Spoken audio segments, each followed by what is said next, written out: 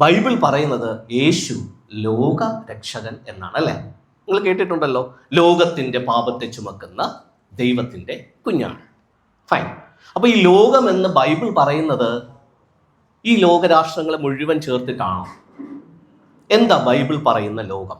അങ്ങനെയാണല്ലോ നമ്മൾ കേട്ടിരിക്കുന്നത്, യേശുവല്ലാതെ മറ്റൊരു രക്ഷകൻ ഇല്ല. പക്ഷെ ബൈബിളിൽ എഴുതിയിരിക്കുന്ന ഒരു വാക്യം ഞാനിപ്പോൾ വായിക്കാം, എന്നിട്ട് നിങ്ങൾ പറയണം ബൈബിൾ പറയുന്ന ലോകം ഏതാണ്. ഞാൻ വായിക്കുന്നത് ലൂക്കോസ് സുവിശേഷം 2-ാം അധ്യായത്തിൽ നിന്നാണ്. ആ കാലത്ത് ലോകമൊക്കെയും പേർവഴി ചാർത്തേണമെന്ന് ഓഗസ്ത്യോസ് കൈസറുടെ ഒരു ആജ്ഞ പുറപ്പെട്ടു. എന്താ ആജ്ഞ? ലോകമൊക്കെയും പേർവഴി, അതായത് സെൻസസ് രേഖപ്പെടുത്തുന്നതിന് വേണ്ടി എല്ലാവരും തയ്യാറായി എത്തണമെന്ന് ആര് ആജ്ഞ പുറപ്പെടുവിച്ചു? അഗസ്തോസ് കൈസർ എന്ന് പറയുന്നത് അന്നത്തെ റോമ സാമ്രാജ്യം ഭരിച്ചിരുന്ന ഒരു ഗവർണറാണ്. അദ്ദേഹത്തിൻ്റെ ആജ്ഞ വന്നു. ആ ആജ്ഞ അനുസരിച്ച് ജോസഫും മറിയയും ചാർത്തപ്പെടേണ്ടതിന് ഗലീലി എന്ന നഗരം വിട്ട് ബേത്ലഹേമിലേക്ക് പോയി എന്നാണ് രേഖപ്പെടുത്തിയിരിക്കുന്നത്. ചൈനക്കാർ പോയോ? അമേരിക്കക്കാർ പോയോ? റഷ്യക്കാർ പോയോ? ഇന്ത്യക്കാർ പോയോ? ആഫ്രിക്കക്കാർ പോയോ?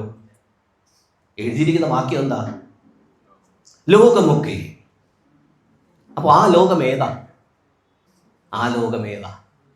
ആ റോമ സാമ്രാജ്യത്തിൻ്റെ കീഴെ, ആ സാമ്രാജ്യത്തിൻ്റെ അകത്തുള്ള വ്യക്തികളെ കുറിക്കാനായിട്ട് ഉപയോഗിച്ച പദമാണ് ലോകം. ആ ലോകം ഏത് ലോകമല്ല, നമ്മുടെ ഈ രാഷ്ട്രങ്ങളെല്ലാം ചേരുന്ന ലോകമല്ല. ആ ലോകത്തിലെ വ്യക്തികളാണ് സെൻസസ് എടുക്കാൻ അങ്ങോട്ട് പോകേണ്ടത്. അപ്പൊ യേശു ലോകരക്ഷകൻ എന്ന് പറയുമ്പോൾ ആ ലോകം ഏതാ? ഇന്ത്യക്കാരും റഷ്യക്കാരും അമേരിക്കക്കാരും ബ്രിട്ടീഷുകാരും ചൈനക്കാരും ഒക്കെ അതിൽ പെടുവോ? ഇല്ല. അന്നത്തെ ആ പറഞ്ഞിരിക്കുന്ന ലോകം മാത്രം. ഏതിനകത്തുള്ള? ഇസ്രായേൽ സാമ്രാജ്യത്തിനകത്തുള്ള ആ വ്യക്തികളെ മാത്രമാണ് ഉദ്ദേശിച്ചിരിക്കുന്നത്. ഞാനൊരു ഉദാഹരണം പറയട്ടെ. ഇപ്പോൾ നിങ്ങളുടെ അടുത്ത് കഴിഞ്ഞ ദിവസം സാറ് പറഞ്ഞിട്ടുണ്ടാവും, ഇന്നത്തെ ദിവസം നമുക്കൊരു ക്രിസ്മസ് സെലിബ്രേഷൻ ഉണ്ട്, എല്ലാ കുട്ടികളും സമയത്തിന് ഇവിടെ എത്തണം എന്ന് പറഞ്ഞില്ലേ? അങ്ങനെയല്ലേ പറഞ്ഞേ? ഇതെന്താ അപ്പുറത്തുള്ള കുട്ടികൾ വരാത്തെ?